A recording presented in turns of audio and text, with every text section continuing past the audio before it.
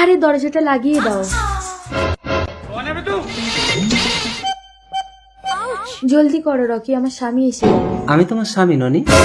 এ কি রাহুল, তুমি হঠাৎ কাছ থেকে বাড়িতে আসলে? তার মানে তুমি কি আমাকে পাহারা দিচ্ছ? না ননি, আজ তোমার জন্মদিন, তাই এই উপহারটা আমি তোমাকে দিতে এলাম। বিয়ের পর থেকে আমি তোমাকে কোনোদিন টাচ করতে দেইনি, অথচ আমি যাকে সবকিছু দিয়েছি সে আমাকে উইশ করলো না। আরে ও তো একটা চোর।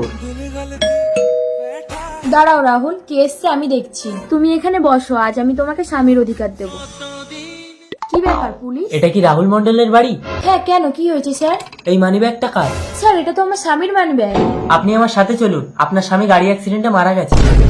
দাঁড়ান, গাড়ির চাকায় পিছিয়ে গেছে, মুখ চেনা যাচ্ছে না, বডি আইডেন্টিফাই করতে হবে, তাড়াতাড়ি আসুন। রাহুল তো ঘরে। রাহুল, রাহুল, তার মানে ওটা রাহুলের আত্মা ছিল?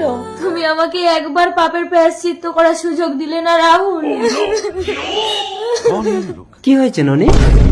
ভূত, এই তুমি আমাকে ছোবে না, সরে যাও। কি হলো? আমি তো বাথরুমে গেছিলাম। এই দেখো, তোমার বডি থেকে মানিব্যাগ পাওয়া গেছে। আমি যখন বাড়িতে এসেছিলাম আমার পকেট থেকে ওই চোরটা মানিব্যাগ চুরি করে নিয়ে পালিয়েছিল। তুমি মরে গেছো, মিথ্যে কথা। সত্যি কথা, ওই চোরটা ছিল আমার স্বামী। তোমার চক্করে পড়ে তোমার স্বামীর মানিব্যাগ নিয়ে পালাতে গিয়ে গাড়ির তলায় চাপা পড়ে মারা গেছে, তাই আমার স্বামীর মৃত্যুর জন্য তুমি দায়ী। You are under arrest.